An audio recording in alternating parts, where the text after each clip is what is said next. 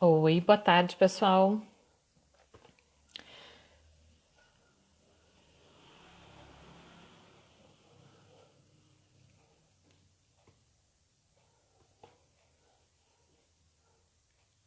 Oi, pessoal, daqui a pouquinho, Cora Resenhas às 18 horas.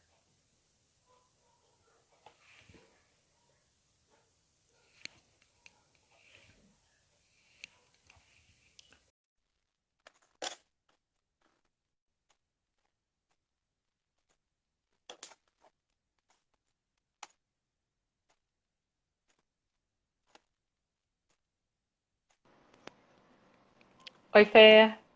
E aí, tudo bom? Tudo bem? Super pontual, hein? Que bacana. Tem que ser para garantir que a internet vai funcionar? Sim, mas parece que tá bom o sinal por enquanto. Tá tudo legal. Tá, é. Não tenho tido muitas boas Coloca o experiências, né? telefone aí sem notificação para não Pois ficar é. passando aquelas coisinhas na tela. Fê, Ah, é, não, tá, então, tá Oi. não vai, fala.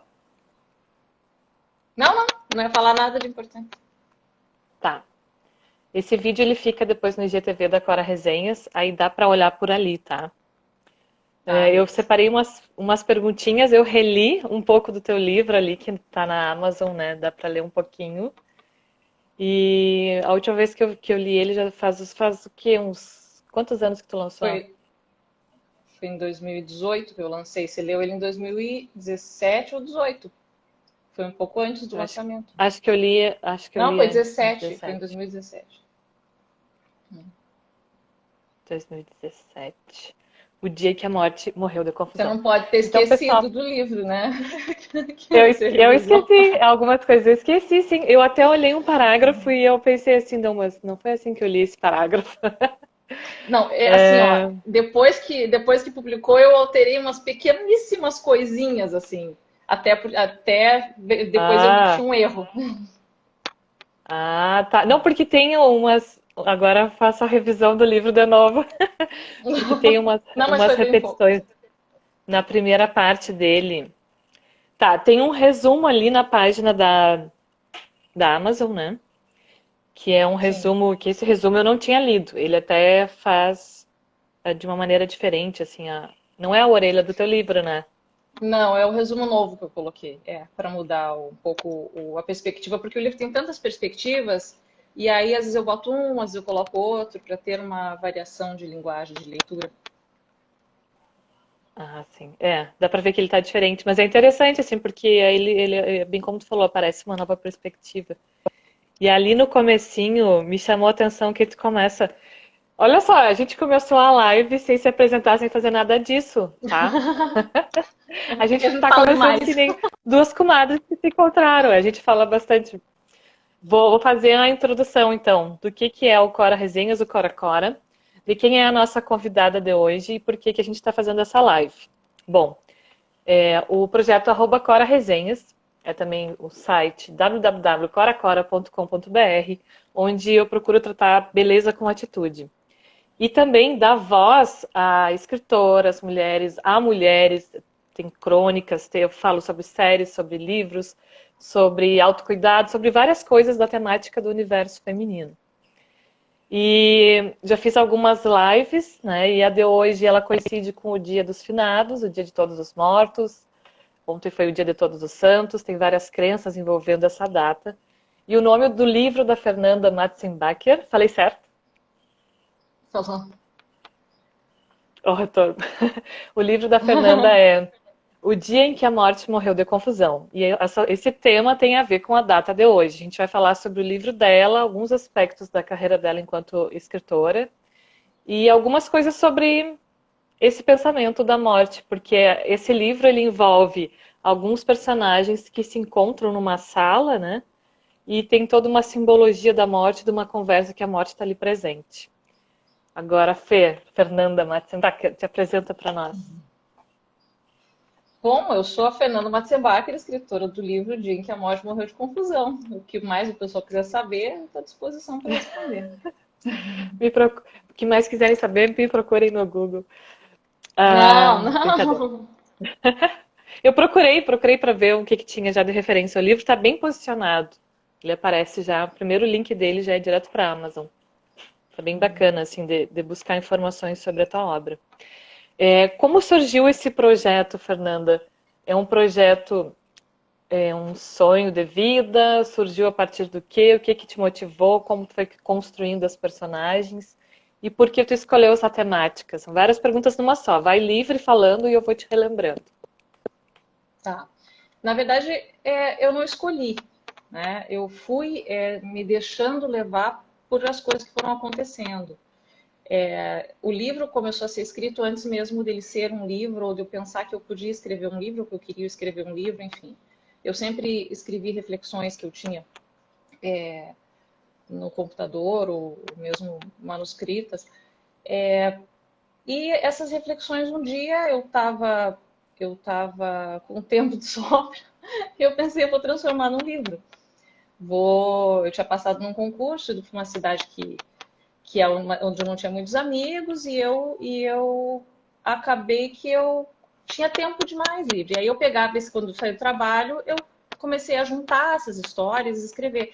Então, na verdade, o livro, eu não pensei, vou escrever um livro sobre a morte nesse sentido, mas esse livro surgiu sobre as várias mortes, ou as perspectivas de morte que surgiram em fatos que aconteceram na minha vida, porque é importante ressaltar que o livro fala de morte, mas o significado mais profundo da morte no livro é a morte na vida, a morte como transformação interior de nós mesmos, que vem com base no fato de que a morte mesmo a gente não tem como explicar, né? A gente não sabe, não tem como saber, a nossa razão é limitada. Então, a ideia foi surgindo como eu resolvo isso estando aqui, sem precisar ter uma resposta, né? Sem precisar ir para o lado de uma crença que eu não tenho ainda uma fundamentação. Então, eu preferi sustentar as transformações como a morte que a gente tem diariamente. E aí as personagens foram sendo construídas, a história foi sendo delineada, aí fatos da minha vida iam acontecendo, por exemplo. Uma vez eu estava numa fiscalização rural com os colegas de trabalho. Para quem não sabe, eu sou auditora fiscal do trabalho, que obviamente eu não me apresentei direito. E, Sim. e a gente estava numa fiscalização rural e a gente viu um bicho, não lembro se era um boi, que tinha uma cangalha no pescoço. E eu conheci ali a cangalha, porque eu nunca. A zona rural eu conheci mais mesmo no trabalho. E aí aquilo me provocou pensamentos. Eu fiquei pensando aquele bicho que tinha que ultrapassar a cerca, não podia, e como a gente tem as nossas cangalhas, enfim. E aí ela acabou sendo incorporada numa das personagens do livro, e assim foi com o livro inteiro. Cada parte do livro foi sendo escrita com coisas que eu fui vivenciando, e quando você está escrevendo, uma coisa se encaixa na outra. Mas o fato de escrever o livro surgiu mais de uma necessidade interior que eu tenho de passar as coisas que eu sinto para o papel, de um prazer que eu tenho, de uma emoção que me causa, principalmente disso, de uma emoção que me causa reflexão interior e transformar isso em palavras, que o prazer da escrita em si é que me motivou a escrever. E quando eu vi que era uma coisa viável, de qualidade, interessante, por que eu não vou publicar, né? E foi isso. A Fernanda, ela não é do Rio Grande do Sul. A Fernanda é do Paraná, de Curitiba. E quando tu começou a escrever esse livro, foi a primeira vez que tu conheceu aqui Bagé, no sul do Rio Grande do Sul? Sim, eu É isso? passei no concurso e vim morar aqui em Bagé. E aí foi aqui que aconteceu tudo isso. Eu tinha, assim, quando eu comecei a escrever mais intensamente essas reflexões foi quando eu estava no mestrado. Antes de vir para cá, eu fazia mestrado na E o teu UFSC, mestrado foi em? Filosofia do Direito. Uhum. E aí eu estava fazendo mestrado e eu estava escrever a dissertação, então eu já estava na frente do computador. quando vinham as reflexões, né? Você está escrevendo lá sobre direito, filosofia do direito, deve vir uma ideia sobre outra coisa. E como você está lendo muito, muitas ideias vêm sobre muitas coisas. E minha dissertação era sobre direito e moral. Então, eu refletia muito sobre a moralidade, sobre os limites, né, do que é ético, do que é moral, do que a gente deve fazer, do que é obrigatório para nós, do que o ser humano deve ser compelido, e, enfim. E aí eu acabava já estando ali, eu abria outro arquivo e lançava uma ideia. E aí já tinha muita coisa escrita, e foi isso que aconteceu. Aí quando eu vim para cá, que eu tinha eu trabalhava das 8 às 5, não me lembro direito o horário, 5 horas, 5 e 5 eu estava em casa. Eu, a casa vazia e ninguém mais. E aí eu peguei, bom, isso é um prazer para mim. Eu comecei a escrever mais intensamente e resolvi juntar as ideias, enfim. Foi aqui. Isso durou quanto tempo? Durou alguns anos, né? Eu vim para cá em 2005. Eu terminei a primeira versão do livro em 2010. Aí eu dei para algumas pessoas lerem. Muitas delas fizeram reflexões, principalmente o meu irmão, que anotou o livro, até várias coisas, fez várias anotações. E aí ele até disse assim, Fer, você quer publicar isso aqui? Então, transforma aqui, para se tornar, porque era muito filosófico, era muito a minha cabeça, né?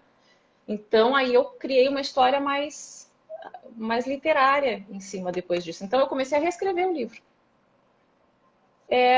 Para mim não foi ruim, porque como eu escrevo por prazer, era só mais um exercício de criatividade que eu ia ter que ter, né, para transformar aquilo em coisas que fossem prazerosas de ler e leves, né? E aí eu fiz isso.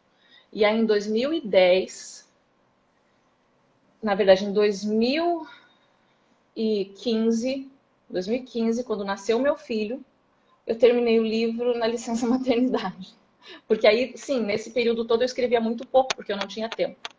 E aí, na licença maternidade, com aqueles horários loucos, é assim, o meu filho dormia, eu escrevia um pouquinho. Porque é óbvio que a gente diz que a gente tem que dormir junto com o filho, mas a gente não consegue, né? Você sabe disso. Verdade. A gente vira meio que um zumbi. Sim, e como dá, e que nem a Virginia Woolf diz que a mulher tem que ter um teto sobre todo o seu, né? Que tem que ter um espaço para ela escrever, um espaço de escrita. Tu conseguia fazer isso só quando ele dormia. Imagino que bem rapidinho ainda, devia ter sido uma confusão fazer isso ao mesmo tempo que cuidava de um bebê recém-nascido. Mas conseguiu concluir, né? Era, assim, o que acontece com o bebê recém-nascido? Ele dorme muito. Só que você não pode sair de perto dele, você tem que estar do lado dele, você tem que estar disponível para levantar a hora em que ele der uma choradinha, para dar mamar cada 3 horas, sei lá quanto tempo que ele mamava, que eu nem me lembro. Então você fica e você se judia muito, porque você não consegue dormir de dia, por causa do meu relógio biológico, eu não conseguia. Né? Então dizia, aproveita quando o nenê está dormindo para você dormir. Mas o nenê dorme de uma maneira muito louca e dorme muito e não adianta, eu ia dormir de noite. E o meu filho dormia bem até de noite. Então eu dormia 6 horas direto, assim, então eu conseguia ter uma noite de sono. E Ah, aí tu teve eu sorte. aproveitei, eu aproveitei muito esse período que ele começou a dormir. Eu não me lembro com quantos meses foi que ele começou a dormir 6 horas, mas foi rápido. E aí eu aproveitei esse tempo que eu tinha para fazer isso, porque quando eu estou trabalhando, não tem tempo. Você não consegue. Você consegue, tanto que eu levei o quê? 10 anos, 2005 a 2010, para terminar a primeira versão. Depois fui até 2015. Então foram 10 anos para escrever um livro de 160 páginas. Por quê? Porque, embora seja um livro que seja bem denso em reflexões, assim, mas é um livro de 160 páginas. Foram 10 anos. Por quê? Porque a gente não tem tempo. E eu nem tinha filho na época. E tu Mas daí também eu é bastante consegui na licença perfeccionista, né? Eu imagino que cada Sou. vez que tu metia nele, tu reescrevia todo o livro. Não, o que eu fazia era o seguinte, como foi o meu primeiro livro, tinha várias coisas que eu tinha que analisar, tipo, se ele tá bom para mim, se eu acho que as pessoas vão gostar do que eu estou escrevendo e eu espero que seja lido, a partir do momento que você se propõe que o livro seja lido, você pensa se ele tá bom para o outro. Então, no final do livro, quando ele se tornou um projeto de um livro mesmo, veio muito aquela avaliação crítica minha de mim mesma, de olhar isso aqui tá. Eu aprovaria de ler isso aqui e conseguir compreender, enfim. Então, eu fiz muitas revisões de muitas partes do texto. Então, eu escrevi o livro todo, remendei muitas partes, reorganizei muitas coisas, reescrevi outras partes. Por isso que eu reescrevi depois que tinha até revisado, porque teve um Sim, por diálogo. isso que eu li e eu não, eu assim, não, peraí, mas eu não ia deixar Não, assim tem dessa alguma coisa. maneira, Não, porque mas eu mudei muito pouco. Na verdade, assim, coisa foi de só o revisor. diálogo do. Foi só o diálogo do. Foi só o diálogo do começo do livro, aquele primeiro diálogo dos dois Exatamente, esse mortos. aí. Ali que eu mudei alguma coisa. É. Olha, eu até posso, eu li, ele já deve fazer 2 anos e um pouco mais, eu acho. Até passa, assim, aqueles trechos, a gente não lembra tal qual, mas quando eu comecei a reler, eu disse, não, peraí, alguma coisa aconteceu nesse início, eu não teria deixado assim. Eu revisei o livro da Fernanda. Mas não tá E errado. Não tá errado, porque ele foi revisado não, depois de novo. não está errado, mas estava. É que assim, existem palavras que a Diferente. gente não pode deixar no mesmo período, o teu período é um período curto. E aí ela repete menina umas 4 vezes. E eu me lembro muito bem de ter trocado para bebê, porque aí o bebê chega em casa, que é a personagem principal, a Atna, né? E aí eu não conseguia relembrar, por isso que eu comecei a ler de novo, que no resumo da Amazon diz assim, que a Atna é uma menina que nasceu com uma cangalha. E eu não lembrava assim, mas como assim ela nasceu com a cangalha? Tu contou que a tua inspiração foi vendo um boi no pasto, né? E aí nesse primeiro capítulo, que vai até o segundo capítulo ali aberto para leitura, aí narra que a mãe teve dificuldade no parto, porque tinha um espaço diferente, tiveram que fazer uma cirurgia diferente, e a menina sai da mãe com essa cangalha. O que essa Tá. cangalha quer dizer no simbolismo da tua criação literária? Assim, o animal já tem a cerca para sair, que ele tem que enfrentar, né? Então a cerca já é um obstáculo. No meu entendimento, a cerca são os obstáculos do mundo, aqueles obstáculos que a gente não tem muitas vezes como tirar eles do nosso caminho. Não são obstáculos que estão em nós. Né? Os do mundo a gente pode tirar, a gente pode pular, a gente pode dar um jeito também. Mas a cangara, ela representa os obstáculos que estão em nós. Né? O bicho, eu entendo, o bicho não pode tirar a cangalha. Né? Ele não tem mão, ele não consegue. Mas a gente tem essa capacidade, pela nossa racionalidade, de refletir e tirar muitas das nossas cangalhas, muitos dos obstáculos que estão em nós. Que obstáculos que são esses? São verdades que a gente não questiona, que a gente nem tem ideia de que influenciam muito em quem a gente é. E aí é importante a autorreflexão como instrumento de tirar essa cangalha. São medos que a gente tem, são coisas nas quais a gente acredita. Enfim, todas aquelas questões que dependem de nós, que estão em nós, nos nossos medos, nos nossos conceitos, nos nossos ideais, nos nossos. Até um amor não correspondido que a gente insiste em não se livrar dele, em não entender, uma baixa autoestima. Todas essas coisas são Essa obstáculos de cangalha nós. seria como se a personagem tivesse presa nela, né? Essa parte dos pensamentos É o que dela é o que impede, representa a cangalha. é o que impede ela de ser livre, de ser feliz, de ser inteira, né? No começo do livro, a cangalha representa, ela não, ela mora numa fazenda e ela não se identifica com aquela fazenda. Porque para ela é muito intensa, ela precisa de movimento e a fazenda é mais bucólica, é mais parada. Então, um dos movimentos dela é isso, é representando ela saindo daquela fazenda. Só que ela sai da fazenda e continua de cangalha. E no decorrer do livro, em alguns momentos, a cangalha vai rachando, enfim, aí até no final do livro a gente vai descobrir se essa cangalha caiu ou não, né? Mas o que representa no começo do livro, diretamente, é ela sair dali. É a primeira ruptura que ela tem que ter com a família, com a criação, com a maneira como as pessoas que estão à volta dela leem o mundo. E o livro fala muito sobre isso, sobre a gente conseguir se livrar de leituras do mundo e da ditadura das leituras do mundo.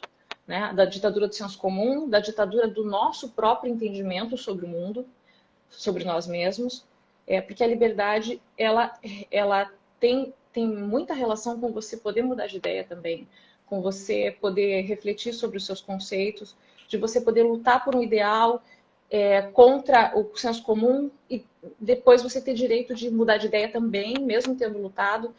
Esse é o exercício intenso da liberdade e é o exercício dialético que você realiza com você mesmo, né? Você tem a tua liberdade para ser e para se reconstruir diariamente, para ressignificar todos os dias os conceitos que você construiu e os conceitos que te trouxeram. E para você também ter liberdade para absorver os conceitos externos. E aí eu falo no livro como inspiração e não como imposição, né? Você vai se inspirar com aquilo, mas você não vai internalizar sem pensar, né? Então, esse mais ou menos é o caminho. Só que a reflexão toda do livro é sobre conceitos, e essa é a grande chave do livro, porque o livro tem muitos canais por onde a gente pode ir fugindo no pensamento. Mas a grande chave está na questão dos conceitos, e isso permeia todos os personagens. Como eles lidam com os conceitos. Então, o Baltazar, ele representa o senso comum no livro. Ele é um cara extremamente inteligente, que tem um cérebro muito bom, ele pensa melhor que os outros e ele pensa demais ao ponto de ele refletir e já pensar: se eu fizer isso, vai acontecer isso, vai acontecer isso, vai acontecer... E aí ele já fecha uma ideia e por isso ele deixou de viver um amor, porque ele decidiu que não era possível. E aí no livro a gente questiona, e cadê os pôres do sol que ele não viu? Porque por mais inteligente que ele seja, ele só vai refletir com as coisas, com as informações que ele obteve. E as informações e os sentimentos também fazem a gente refletir, não só a razão, né? Os sentimentos interferem em como a gente lê o mundo. E se ele não permitir o sentimento entrar no mundo dele, ele não vai conseguir fazer uma leitura completa. Então esse é o drama do Baltazar. Aí a gente tem o drama do Beltrano, que é o mendigo, que ele não ter nome... Foi encontrado morto, né? Foi encontrado morto. E nesse momento em que ele morre, ele encontra o Baltazar, e aí eles começam um diálogo. E aí ele foi... E aí o drama dele é que ele foi no céu e não conseguiu entrar lá, né? Mas o que é o céu? E aí, com a representação do céu, também vem a questão do senso comum, e de como ele lida com isso, e como a autoestima dele precisa ser melhorada, porque ele quer entrar no céu. Mas o que é o céu? Né?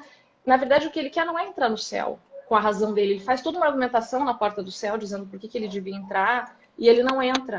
Só que ele era uma pessoa que tinha direito a entrar no céu. Ele não fez nada de mal. Pelo contrário, ele era uma pessoa culta e do bem.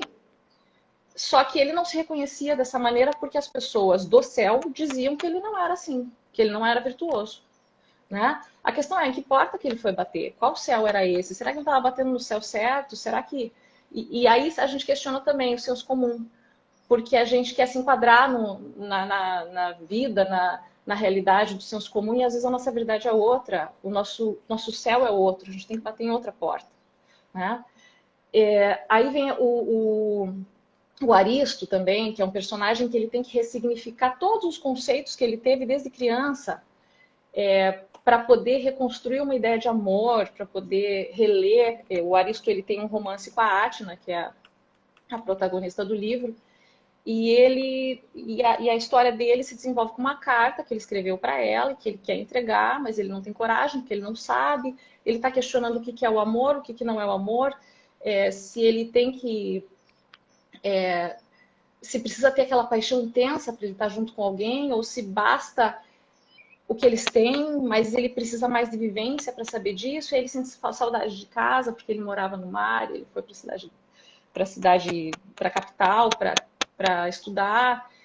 E ele era do mar, os pais dele eram pescadores, e o sonho dele, ele começou... Os amigos do pai dele construíam barcos, e ele queria também, ele adorava esse universo do mar, e ele acabou se tornando engenheiro naval, só que daí, de uma hora para outra, ele se dá conta: mas eu vim aqui estudar para construir barcos, para vir atrás do meu sonho, mas de repente eu fugi dele, porque eu não tenho mais o mar, eu estou atrás de uma escrivaninha desenhando barco. Eu não estou mais construindo o meu sonho. E aí ele quer voltar para o mar, porque ele acha que é lá que ele vai se encontrar a sua plenitude, encontrar quem ele é. Então, assim, a busca do livro é essa, a busca de encontrar quem você é, apesar de todos os conceitos que tem em volta, apesar de encontrar a sua verdade, né? E fala ali do quadro, que o pintor fez o quadro, que é onde eles estão numa sala, eles acabam se encontrando todos os personagens. O que representa aquele quadro? Assim, qual que é o cenário onde eles se encontram? A Atna e o Aristo estão passeando na rua, o Aristo está com a carta no bolso, querendo entregar para a Atna. De repente, eles se deparam com um mendigo morto, que é o Beltrano. E o Beltrano, nessa hora, já foi para o céu, já foi recusado no céu, já voltou e está conversando com o Baltazar, que veio recepcionar ele ali. Estava ali e acabaram começando a conversar. O Baltazar também estava morto. E os dois estavam ali perambulando e não tinha vindo ônibus do céu nenhum buscar nenhum dos dois. E aí eles começaram a conversar. E o Baltazar, ele era pintor, sempre foi pintor. E chegou uma época da vida dele em que ele começou a desenhar, começou a ser pintor, maquiador de defunto, tanatopraxista, eu acho que chama. Eu sempre me confundo com essa palavra. É a pessoa que arruma a pessoa que morreu para ela ser bem apresentada, né? No momento do enterro, para cuidar de todas as questões que são necessárias diante da morte. Estéticas, né? De aparência, enfim. Mas antes ele era pintor. E um dia ele estava muito tumultuado a cabeça dele e ele decidiu que ele ia pintar a morte. Então ele fez um quadro pintando a morte. E esse é o quadro da morte. A morte sai desse quadro nesse momento. Todos eles, a Atna, o Aristo, olham para o quadro, está na vitrine de uma loja esse quadro. E eles reconhecem, eles veem, nossa, aquilo ali é estranho, porque não é a morte desenhada como a morte, é um quadro de lírios, mas que é representativo da morte. E todos eles identificam a morte ali. E aí a morte sai do quadro para desafiar eles. A morte como sendo não boa nem ruim, como sendo um instrumento de transformação, como sendo, e agora, vamos conversar. E provocativa, e querendo extrair deles as contradições e, enfim, todas essas questões. Então, essa é a representação da morte. Mas no livro eu falo, porque a morte, ele estava angustiado, ele quis desenhar a morte, e como ele estava pintando, o projeto de pintura dele daquela época era um projeto de colorido, era um projeto que tinha só cores coloridas, ele não tinha tinta escura em casa. Então ele fez uma morte colorida, e aí ele diz, a morte ficou debochada, né? E a morte tem esse caráter meio debochado, não a morte da vida, aqui a gente está falando da morte como transformação em vida, né? Porque no livro a gente tem muito respeito pela morte da vida e pelo que ela representa. Mas a transformação, a figura da morte é a figura daquilo que vem para nos provocar a transformação. Uhum. Ah, No ao livro, tu nosso não espaço do aborda a livre-arbítrio. morte Tem espaços em como que a gente não pode se transformar, né? Não consegue. tu frisou e eu falei em cima da tua fala. No livro, tu não aborda assim a morte como a gente está acostumado a ver. As pessoas têm medo da morte. E mais por uma questão cultural, né? Esses dias eu assisti um vídeo da Monja Coen que ela dizia que a gente não é preparado para a morte é só uma etapa. No teu livro, eu lembro muito da questão assim que era tudo reflexão, tudo refletindo sobre a morte de alguma maneira, debatendo sobre o amor, se eles fizeram boas escolhas. E às vezes eu não sabia se eles estavam todos mortos ou estavam todos vivos, eu ficava um pouco confusa. Mas aí eu não lembro qual foi a sensação que eu tive até o final. Eu lembro dessa parte, assim. Aí tu falando, eu fui revivendo a narrativa. Então, assim, tu decidiu falar sobre a morte como uma maneira de reflexão, nada com esses conceitos que a gente vê, que a gente vive no dia a dia, que as pessoas temem, né? O que Na te verdade, levou a pensar isso? assim, não é que não exista essa perspectiva da morte, da vida mesmo, né? A questão é que, qual que é o meu pensamento sobre isso? A gente não sabe, né? Se a gente for pensar, o nosso cérebro funciona pela lógica, né? Utilizando o quê? Espaço e tempo, né? Pela lógica do espaço-tempo, tem muita coisa que não tem explicação no mundo, né? Por exemplo, a gente não sabe onde é o céu, por exemplo, porque não vai ser na Lua, saindo para cima do espaço, né? E nem se existe um lugar que exista vida depois que a gente... A minha questão não é nem se existe Deus, né? Mas é que as coisas continuem depois que o corpo acabe, né? Eu não acredito nem desacredito, eu quero acreditar. Mas o que eu penso sobre isso é, se a gente não tem resposta para o fim do universo, porque a gente só pensa em termos de espaço e tempo, e o espaço, mesmo que seja vazio, não acaba, e a nossa razão não consegue entender algo que não acabe, porque não tem lógica para a gente algo que não acabe. Se acabou, tem espaço vazio, mas o espaço vazio acaba onde não acaba nunca, mas o espaço é eterno, a razão não explica isso. E se a razão não explica isso, existe um espaço lógico, porque tem que ter uma explicação, já que isso é uma contradição lógica, uma aporia lógica, existir ou não existir o fim, né? O fim não pode existir. Por quê? Porque se acaba, o que tem depois? Não... É uma resposta que a gente não tem. E não tem porque é nosso cérebro, que funciona com espaço e tempo, não tem essa resposta. Se o nosso cérebro não tem essa resposta, ele pode não ter outras respostas. Porque talvez quando se responder isso, se respondam outras coisas. Então, assim, a minha ideia é, a gente não sabe. Resumindo, a gente não sabe o que acontece depois da morte. A nossa razão tem um limite para saber. E o fato dela ter um limite para saber representa que a gente não tem como saber tudo. Então, não dá para dizer não existe. E não dá para dizer existe também. Não sabendo, a gente tem que resolver de algum jeito a nossa existência. E não é o medo de morrer. Se você morrer, você não vai ficar sabendo. Acho que tem mais medo de perder alguém, né, do que de morrer. Mas tem pessoas que têm medo de morrer, mas enfim. A minha questão não era essa. A minha questão eu não sei a resposta. Então eu tenho que dar um sentido para minha vida aqui. Eu não posso esperar ter uma recompensa no céu para eu fazer uma coisa certa ou errada, ou para eu direcionar minha vida com base nisso. Eu tenho que direcionar minha vida com base no que eu tenho, que é essa capacidade de transformar e de ser melhor, e de ter essa inspiração, e de ser melhor a cada dia. A gente nem sempre é bom, mas a gente começa... as pessoas começam a conversar com a gente, tem uma impressão, e aí vão conversando, a gente vai desenvolvendo todo um outro tipo de diálogo, é muito complexo isso, né? Então, assim, a minha ideia da morte ser nesse sentido é assim. Mas, no final do livro, quando eu trato de o fim que levaram Baltazar e Beltrano, porque eles tiveram que ter um destino, e eu não sei o que acontece depois, né? Foi nesse sentido de criação, da nossa mente ser criativa e poder criar. Quem lê o livro vai ver, a gente vai falar para onde eles vão e como que eles se direcionam, né? Mas é bem nesse sentido nesse sentido de dar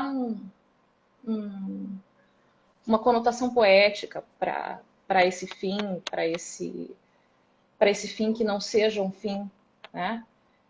Então, é isso. Então, a gente trata da morte mesmo, das angústias, porque a gente tem uma coisa na vida, porque a morte ela não é só representativa para a gente quando morre alguém ou quando a gente morre. O simbolismo da morte ele é muito profundo, porque as pessoas pensam assim, tudo bem, as coisas não têm resposta aqui, mas depois que eu morrer, tudo se resolve. Depois que eu morrer, eu vou perder isso, eu não vou mais ser assim. Depois que eu morrer, mas tudo vai ninguém ficar sabe, bem. né? Vai. Mas ninguém sabe. E aí, e se a gente tira isso? E como é que fica? Como é que fica o quebra-cabeça da vida sem essa peça final que talvez não exista, né? E você não vai saber que vai estar depois da morte. Depois da morte não vai tudo se consertar, os teus defeitos vão continuar, você vai ter que resolver eles, a tua condição humana vai continuar, porque existem coisas na nossa condição humana que são factibilidades. E isso eu diferencio no livro, que é o que você pode transformar, que é a tua cangalha, que são as cercas que você pode pular, mas tem as factibilidades. Tem coisas na vida que são e que você não pode mudar, então você tem que aprender a lidar com elas. E isso, muitas vezes, é um processo muito difícil, né? Então, e para todos, independentemente do grau da factibilidade, são mais trágicas, mais difíceis. Tem coisas que parecem simples para os olhos de um, mas a gente tem que entender que cada um tem seu processo e tem o direito de ter reflexões, né? Enfim, eu fico falando e vou até amanhã, Lorena, porque eu já Não, engato em outro assunto do pode indo. livro. Eu tô baixando o livro aqui Porque, pra. Pode seguir porque, falando. porque por exemplo, no livro tem uma questão que o Beltrano é mendigo, e todo mundo olha para os mendigos pensando que eram pessoas que são pessoas. A sensação que eu tenho é que as pessoas olham para os mendigos porque elas são pessoas que estão fragilizadas na sua exposição, e pensam que são pessoas fracassadas, que erraram, fizeram alguma besteira, que são vagabundos. Existe um monte de carga de preconceito em cima disso, e não é assim. Tem pessoas que estão lá na rua, e é o caso do Beltrano, ele está na rua por uma fatibilidade, porque ele não teve solução. Ele morava com a avó e a avó faleceu, começaram a usar a casa como ocupação, enfim, e ele ficou sem ter onde morar, não tinha para onde ir, não quis ficar com a menina que ele estava na época por vários fatores, não queria onerar ela, então não queria ficar na casa, ele achava que era pouco tempo, foi ficando, e a vida na rua foi engolindo ele, e uma das angústias dele, ele querer provar para os outros que ele não quem pensam que ele é, que ele tem valor. E aí vem muita questão e tem um diálogo no livro que a gente discute isso, porque todo mundo acha que o mendigo só tem que sobreviver, que ele não pensa, que ele não existe, que ele não É como sofre se ele fosse pensando nas invisível para a pessoas sociedade, amadas. né? É como se ele fosse um bicho que só precisa sobreviver, quando na verdade ele é um ser humano cheio de angústias. Não só, é claro, quando a gente está na necessidade de sobrevivência, a gente pede muito a possibilidade de ter dúvidas e existencialismos fúteis, mas a nossa existência, ela continua ali. A gente continua com saudade das pessoas, a gente continua com culpa por coisas que a gente fez, a gente continua com inveja, com dor, com mágoa, a gente continua com nossa cabeça cheia de reflexões e, enfim, a existência continua presente. E acho que é assim que a gente tem que olhar uns para os outros, né? Sim. Tem um trecho ali do livro que fala que a mãe se preocupa muito com a Atna porque ela é antissocial, caráter antissocial da Atna. Mas ao longo do livro não me parece que ela seja antissocial, ela parece ser extremamente reflexiva sobre todo e qualquer ato, assim, sabe? Ela fica fazendo questionamentos sobre tudo da vida dela. Por que que a mãe tem essa visão da menina que no fim ela é tão maior do que aquele rótulo que essa mãe acha que ela é, sabe? É que ser antissocial significa simplesmente que ali ela era introspectiva, né? Ela era uma menina que pensava demais, que refletia, que ela precisava. Enquanto ali a mãe dela era feliz naquela vida, e até teve uma tia dela que foi morar na fazenda porque também queria a vida de mais tranquilidade, a vida bucólica, a vida pacata, de descanso, a Atna estava. A Atna tinha uma sede de viver, dar vazão a. Ela queria ter importância, não importância de ser importante, mas importância de fazer alguma coisa relevante, de fazer alguma coisa, de movimentar o mundo. É, então ela tinha essa necessidade Ela dentro não dela. queria aquela vida bucólica, ela queria sair dali. Exato. Então lá, como ela não tinha um espaço de diálogo, né? Porque ali as pessoas estavam felizes com as suas vidas e era o espaço dessas pessoas, a opção dela era diferente. Então ela queria sair para ter outras opções diferentes daquela. Quando ela encontra um espaço de diálogo, ela continua sendo introspectiva, mas ela tem onde dar vazão para isso. Isso não significa que no resto da vida dela ela não seja introspectiva. Ela encontrou o Beltrano e o Baltazar ali numa condição e ela já tinha o Aristo, mas ela não era, se você for pensar na personalidade dela, isso não está no livro, mas em nenhum momento eu imaginei uma pessoa que gosta de sair para balada, porque assim, o que existe muito? Aí vem o Fernando Pessoa, né? Tem as pessoas que têm a vida pensada e tem as pessoas que têm a vida vivida, né? Eu sou meio assim, eu tenho uma vida muito pensada e tenho trabalhado muito no mindfulness para poder ter uma vida um pouquinho mais vivida, porque às vezes a gente está acontecendo as coisas e até eu fiquei pensando, né? Eu tô com meu filho pensando, deixa eu prestar atenção nesse momento, porque às vezes a cabeça da gente está tão longe que você viveu aquele momento e você não vai lembrar dele porque você não estava ali, você estava em outro lugar. Então, e é muito isso, é importante a gente exercitar isso, essa capacidade de estar presente, né, do mindfulness, porque isso também acalma a mente. O cara que pensa demais, ele fica meio malucão. E o Fernando Pessoa era assim, ele tem vários poemas em que ele fala, ele tem uma vida pensada, né, e não uma vida vivida. E a Atna, a sensação que eu tenho dela, a ideia que eu tenho dela é isso, é uma pessoa que tem uma vida pensada, mais pensada do que vivida. E por isso é característica das pessoas introspectivas, e a mãe dela entende antissocial por isso, porque ela não estava ali, ela estava na cabeça dela o tempo inteiro. Au. Tá tudo certo aí, né? Eu mexi na tela para ver como é. Aqui tá, não, tá tudo certo, tudo Tá, igual. tá tudo certo, tá, beleza. E assim, ó, fala um pouquinho mais. Esses dois personagens são um casal, né? A Atna e o Aristo. É a Atna e o Aristo, né? Uhum. O Isso. Beltrano é o mendigo e o Baltazar é o do senso comum. Como é que eles foram parar todos juntos? Isso eu não me lembro. E aí não dá para ver muito dessa releitura que eu fiz aí pelo site da Amazon. Então, é aquilo que eu estava te dizendo. A Atna e o Aristo estavam passeando na rua e encontraram o corpo do Beltrano que tinha sido acabado de ser atropelado. E aí o Beltrano tinha morrido, tinha ido para o céu, tinha batido na porta do céu, tinha sido negado no céu, já nesse Não ínterim, foi assim. enquanto eles estavam lá mexendo no corpo dele, tentando chamar a ambulância, enfim. E aí voltou. Quando ele desceu de novo, ele encontrou com o Baltazar, que estava lá perambulando também, tinha morrido e não tinha ido para lugar nenhum. E aí eles começaram a conversar, os dois, a Atna e o Aristo também começaram a conversar, a morte, que estava no quadro, dentro de uma loja, que o Beltrano, que o Baltazar pintou, saiu do quadro e veio conversar com eles. E aí, enquanto isso, o Beltrano e o Baltazar começaram a conversar que eles queriam falar com os vivos. Vamos falar para eles pararem de mexer no meu corpo, vamos perguntar se está tudo bem, porque a menina tá ficando impressionada, não sei o que lá, nem me lembro direito como é que era exatamente isso. Mas aí eles começam a fazer umas brincadeiras, assim, e um desconfiando do outro, isso é bobagem, isso é coisa de cinema. E no final das contas, eles começam, a Atna começa a ouvir, o Beltrano começa a, o Aristo começa a ouvir, e os dois mortos começam a perseguir os vivos. E a Atna não consegue se livrar deles. Eles ficam falando na cabeça dela o tempo inteiro, vão atrás dela na casa dela, e ficam pedindo ajuda, porque o Beltrano quer provar que todo mundo disse que ele foi atropelado porque ele estava bêbado. E ele quer, eles vão na delegacia para provar que ele não estava bêbado, que ele foi atropelado simplesmente, que o carro invadiu a calçada.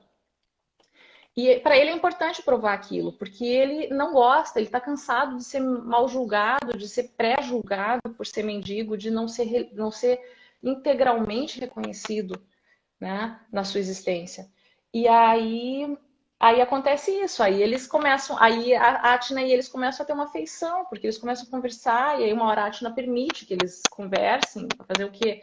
E aí eles começam a ter esse diálogo, e cada um com seus problemas, e aí eles começam a compartilhar suas existências. E tentar resolver isso. E a morte vai indo em lugares e levando eles, leva eles no mundo dos mortos, que é um mundo onde as pessoas não se transformaram. Não é um mundo onde as pessoas simplesmente morreram da vida. É um mundo onde as pessoas, mesmo vivas, estão lá, mas não se transformaram, não se transformam e não conseguem seguir em frente. Então, e leva eles em outros lugares, vai resolver coisas, eles vão atrás, aí tem momentos que ela some, aí o Aristo. Enfim, o livro vai se desenvolvendo com os dilemas dos quatro sendo resolvidos e eles ali juntos, né? E por que que a morte morreu de confusão? Então, Por que tu escolheu a esse título? confusão é porque a grande questão do livro é o conceito. Todos eles estão buscando respostas, todos eles têm uma vida pensada, né? Não simplesmente se contentam em aproveitar o momento. Eles querem respostas, eles querem resolver os seus questionamentos. Tem a resposta da morte que a gente nunca vai ter, mas as respostas dentro da vida eles acham que com o raciocínio deles eles conseguem chegar lá. E a grande questão é, não vão conseguir. E aí que é a morte morrer de confusão, porque você pode morrer todas as transformações, você pode ter todas as reflexões, e você não vai encontrar resposta para tudo. Você vai encontrar uma resposta aqui, que amanhã pode ser uma outra resposta, você vai encontrar outra resposta ali, que amanhã pode ser outra resposta. Você não necessariamente vai encontrar, você não vai conseguir dizer, ah, pronto, sou uma pessoa sábia e sei todas as respostas. Agora eu sei. Não vai as respostas para os seus dilemas existenciais. Porque a gente vive em transformação, o mundo se transforma, nos transforma de novo, e aí a gente se transforma duas vezes. Então, a questão da confusão é, a morte representa o quê? A capacidade de você morrer, uma maneira como você pensava, alguma coisa que você era, um jeito de você ser. É matar alguma coisa na tua forma de existir e renascer outra. Se você só morre, não adianta. Então tem que ter a morte, tem que ter a morte da morte, que é o renascimento. Então, quando a morte morre de confusão, significa o seguinte: você vai morrer. E mesmo assim, vai morrer, as suas transformações vão acontecer. E elas vão ser maravilhosas. E tá bom assim. E tudo bem que você não encontre resposta para tudo. Que você não saiba todas as respostas, que você não seja perfeito. Por isso a morte morre de confusão, porque é tanto conceito, é tanta coisa que você quer responder quando você pergunta tudo, quando você existe questionando, que se você quiser saber tudo, a morte vai morrer de confusão. Não tem. Não tem, então é melhor você ir um passo de cada vez, na tranquilidade, morrer uma morte de cada vez e saber que ela vai nascer e que a evolução é lenta e que não tem problema que você não ache a última peça do quebra-cabeça e tenha que viver assim.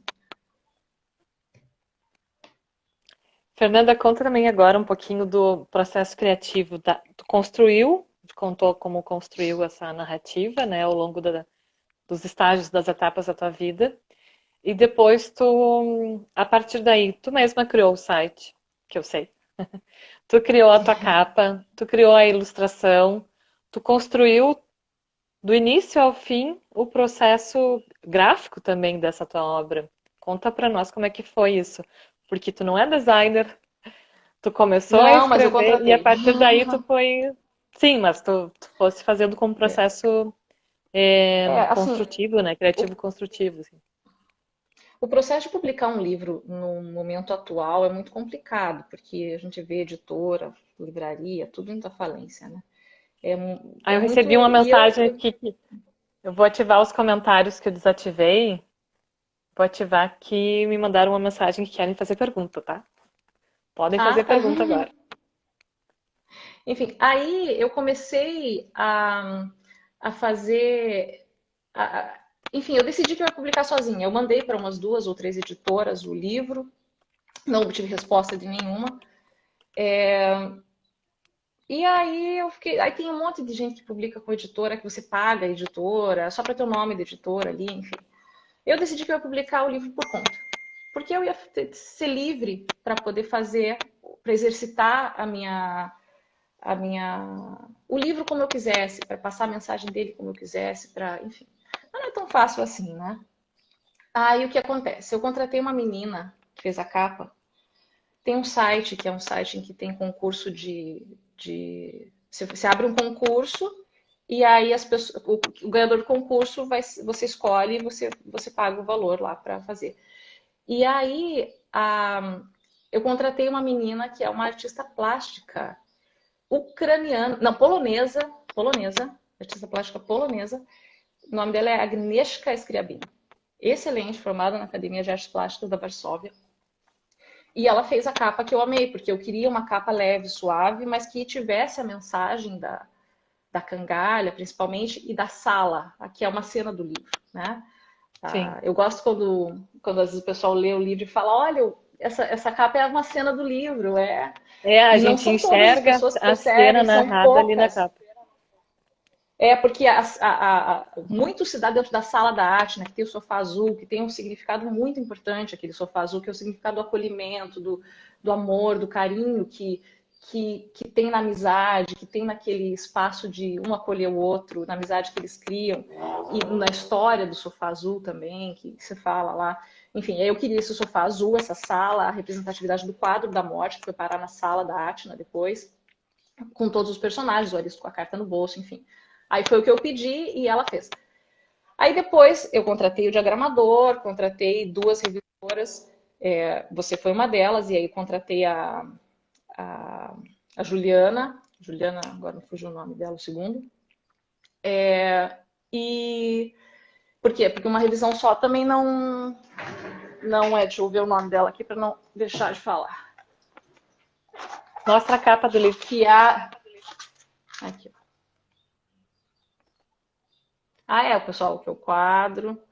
O quadro, você pode ver, tem uma flor que é verde bem escura. Não é preta, mas é verde bem escura, que significa os nossos poços, né? E também tem um ramo dourado saindo dos lírios. O lírio tem um significado com relação à morte também muito interessante no livro. E o nome da outra revisora, Juliana Queiroz. A Juliana foi interessante porque ela revisou o livro e Eu a não mandei Juliana, esse ela comentário, tá é... estranho isso. Oi? Eu não mandei esse comentário, tá estranho isso, tá? Qual comentário? Não vi. Esses smiles. Ah, tá. E ela fez a revisão do livro, foi a Lorena primeiro, porque foram duas, a Lorena foi a primeira revisora, e aí depois que ela leu, ela acho que é formada pela USP em letras, e ela elogiou tanto o livro, e claro, quando você vai lançar um livro, você fica um pouco inseguro, né? E ela disse, Fernanda, esse livro é de altíssimo nível. É um livro, ela já tinha feito o trabalho dela, já tinha terminado, já tinha me entregue, estava tudo. E ela fez questão de dizer, não, olha, o teu livro é de altíssimo nível, porque é isso, aquilo, vai em frente, você é autora para ser publicada por uma grande editora. Então, a pessoa que está começando, que está com todas as dúvidas, ela foi super legal, assim, receber esse feedback que eu não pedi e veio com muito carinho, assim. Eu me lembro que quando eu Enfim, revisei o teu livro, tu me deu ele impresso, né? E eu dei trabalhava impresso, não de. tinha publicado. Sim, e eu trabalhava de revisora de jornal. E eu estava super acostumada a revisar o material da editoria já direto no arquivo. Assim, tá, mas tu não vai me dar o arquivo? Não, não vou te dar o arquivo, vou te dar impresso. Mas como é que eu vou fazer a revisão se eu não vou mexer no texto? Aí eu comecei a escrever, acho que foi em vermelho ou rosa, em rosa. Assim que eu fiquei assim debruçada nele uns 2 dias. E aí depois eu te enviei. Aí eu me lembro que no final eu escrevi assim um bilhetinho, né? Adorei a Eu história. Eu lembro. compraria e Eu fiz uma compraria, eu caretinha. lembro, Eu claro. Eu ia compraria. até falar isso agora. Que você mandou dizendo, eu compraria o livro. Então, assim, esses feedbacks, E assim, eu são lembrei muito de um detalhe importantes. agora. Eu vou te interromper, mas depois tu segue. Eu lembrei agora que quando eu li, tinha alguma coisa da Atna que tinha a ver com a tua avó, não tinha uma referência assim familiar? Porque eu até te perguntei, porque tinha umas construções de personagem ali que eu queria saber mais umas coisas, e eu te perguntei alguma coisa e tu me contou que tinha alguma inspiração, alguma fala dela. Era na Atna, né? Não Porque me os outros lembro. são homens. A minha avó, ela é muito presente em tudo na minha vida, né? Ela é muito representativa na minha vida, mas eu não me lembro o que foi exatamente. Não me lembro mesmo, queria até lembrar agora. Porque seria importante eu lembrar, mas é tanta coisa que você fica pensando que, esse livro, assim, ele tem muita simbologia que às vezes eu mesma me deparo com algumas coisas e eu penso, nossa, nem eu mesma tinha percebido isso, porque você vai raciocinando e vai pensando para um lado, vai pensando para um outro. Então, é interessante isso, sabe? Eu não sei se está aparecendo para ti um comentário que a Carla colocou assim, ó, porque eu tô com outro telefone também aqui ativo, né? Só que eles Uhum. não entram juntos o tempo do online aqui. A sala e o sofá azul marcou a cena mesmo. E aí a Melisa, a Mel Psico, falou: fiquei com vontade de ler. Tem na Amazon. Eu vou fazer uma resenha, que não vai ser uma resenha Amazon, vai ser uma resenha Cora Resenhas. E vou colocar o link ali do teu livro pro site da Amazon, que a gente coloca no site do Cora Cora, faz as sugestões depois em cima das resenhas e tal, uma lojinha com os links direto para o site da Amazon. Ele tem na Amazon e Tu ele foi tem para falando vender sobre na os teus personagens e eu fui anotando aqui para não esquecer para essa resenha. Nada como falar com a autora, né? É. E tem na Amazon, tem nas livrarias Curitiba, que tem livraria catarinense no Santa Catarina, e livrarias Curitiba no Paraná, que é uma mega store. e tem no site, na minha página, tem um link para comprar direto do site, que aí ele sai mais barato. Aí é o livro escrito, o livro físico mesmo, E né? tem também Mas aí versão para cada um Kindle decide no qual link é da o. Amazon. É. Sim, sim, sim. Na Amazon só tem versão para. Não, dá para ler no Kindle e dá para ler. Você baixa o Kindle no celular, né? Você não precisa ter um Kindle. Sim. Mas é o livro em mídia, não é o livro impresso. Na Amazon não tem para vender o livro impresso. Eu até fiz uma versão para vender em Portugal, mas eu ainda não me organizei, porque eu ia viajar para lá para fazer o lançamento. Tinha até uma jornalista que estava organizando lá para mim, eu acabei não conseguindo ir. Não fazendo. Ah, ali tá dizendo, é Porque o daí preço na Kindle, Amazon para versão fora do Kindle. Brasil, eu acabei nem vendo se Portugal funcionava, enfim, mas eu estava agilizando isso, então ainda tem lá esse link, mas não foi lançado. E para quem assina a Amazon, lê até com desconto, ou lê de graça, depende Não, lê de da graça, publicação. ele tá no Kindle Quem Unlimited. assina, lê no Kindle de Então, graça, né? lê de Viu, graça. Melisa? Lê Melisa de assina a graça. Amazon. Melisa me fez uma propaganda aqui dos Kindle dela. Ah, é, então. Fernanda, faltam 4 minutos. Olha só, passou rápido no fim, assim, ó. Faltam 4 minutinhos, tá? A gente encerra antes que o Instagram nos encerre, que a gente consegue dar um recado final. O dia em que a morte morreu de confusão, eu vou postar depois no coracora.com.br e no Cora Resenhas a resenha desse livro, com base na conversa com a autora e nas minhas memórias do teu livro. Eu tenho que reler todo ele, hein? Eu quero um livro com dedicatória. A Maria Beltrão Eu lançou não um te desses dias. dei? Não Eu me não te deu com dei, era pra ter te dedicatória, dado. não. Não, Falta, então eu vou te falta. dar, Olha, já era pra ter te dado. Eu eu pensei que eu fui no tinha te teu lançamento dado. do livro na Feira do É. Livro. Eu tirei foto com uma câmera profissional que eu nem sabia usar, mas eu mexi na hora. Tirei umas fotos massa, mas eu não sei o que eu fiz daquelas fotos, Tiramos mas fotos elas têm. boas. Sim, ela tem. Eu Eu tenho tenho aquelas fotos elas. salvas em algum lugar. Tu tem? Eu te mandei todas, né? Porque eu fui Tenho, procurar eu para tenho. divulgar na live e não encontrei. Aí eu usei do que eu achei na internet um material ali para colocar a capa do livro. E aí eu lembro desse teu processo de criação, tu contando do site, da ilustradora. Depois tu criou o site para ele, né? Tu tem ativado Sim, como. e isso eu Fala o fiz nome do sozinha. teu site, divulga aí pra gente finalizar. Tem 2 minutinhos, eu quero finalizar Atina direitinho. Literatura. Tá, o Ah, site é a Atina Mel quer um Literatura. sorteio. Ah, sempre tem na página, faz tempo que eu não faço, mas dá para fazer um. Atinaliteratura.com.br é o site. Lá vai ter E o alguns perfil no detalhes do livro, Instagram. vai ter a resenha.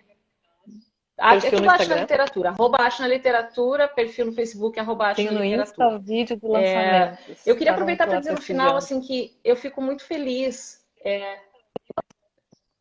Tem, tem sim. Que eu fico muito feliz com essas, embora eu não tenha muita habilidade para lidar com redes sociais, mas as redes sociais me proporcionaram ter tido muitas resenhas do livro e, e assim eu fico muito feliz de ter o feedback das pessoas e ver que valeu a pena eu ter exposto essa parte minha, meu interior mais profundo na escrita e ver que as pessoas são felizes e que muitas pessoas me escrevem dizendo que se transformaram por causa do livro. Isso Então, é eu queria bacana, agradecer né? a todas as pessoas que interagem com o livro e dizer que assim eu estou aqui para debater o livro, para conversar e para o que quiserem com relação a tudo. Eu até lembro de alguns comentários, assim, tu também tem a página do livro no Facebook, né? Mas agora o Facebook tá meio caidinho. Tem. O O Instagram tá Facebook bombando mais tá e tal. O complicado. Facebook tá É, diferente agora. E eu me lembro de ver alguns comentários mesmo sobre o que impactou a leitura do livro nas pessoas. E isso é bacana, né? É um retorno muito, muito legal, assim, do que todo o teu processo de construção tem uma narrativa, Não, isso é incrível. começou, Isso deu é uma incrível. parada, foi acompanhando a tua vida, a tua rotina. E aí, quando tu vê, é como se tu tivesse parido o teu segundo filho, né? Além do teu filho, Murilinho, fofinho, coraçãozinho pra ele. Fê, É isso aí. deixa uma frase assim pra gente encerrar, faltar um minutinho. Uma frase que tu queira falar, uma mensagem que tu queira passar para as pessoas. E a gente já falou que tem na Amazon, tem nas livrarias Curitiba. Eu vou postar o link da Amazon depois junto com a resenha. Sigam o @Atina Literatura e o site também é atinaliteratura.com.br. Passa a tua mensagem. Eu vou passar uma frase que não é minha, mas que é uma frase que comanda a minha vida e que tem muito a ver com o livro, que é do Rainer Maria Rilke, que eu sempre cito essa frase porque ela é muito importante. A vida se mede com o metro do ser. Então, seja livre.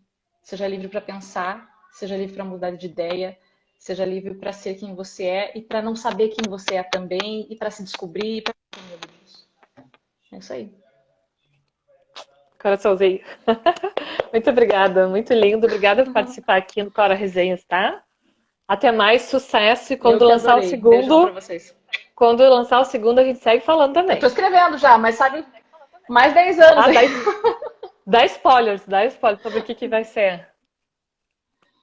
É sobre um romance que é um romance condenado socialmente. É um romance Adoro que rola polêmicas. é um romance polêmico, exatamente. Só que além disso ele tem uma linguagem que não vou contar, mas eu Conta quero só sim, contar pra quando ele gente for querer saber, lançado. né? A gente querer saber, querer Não, a ver e gente não tal. conta as coisas antes. A gente não conta as coisas antes, mas ele tem uma linguagem inovadora, assim, diferenciada. Ele visa trazer uma liberdade de escrita diferente. Você vai ter problemas se for revisar, Me mas é contrata, uma tá? Me leitura. contrata. Na verdade, ele usa a língua portuguesa de uma maneira diferente. Eu acho que daqui a pouquinho vai cair, hein? Tá, não, tranquilo, a gente tá. Tá. Se cair, caiu. Então é isso, Um o beijo. livro, ele é um livro sobre um romance louco que usa a língua portuguesa de maneira diferente. Lorena, adorei. Um beijo pra você e pra todo mundo aí. Tá. Tchau, tchau. Sucesso. Valeu, tchau, tchau. Obrigada.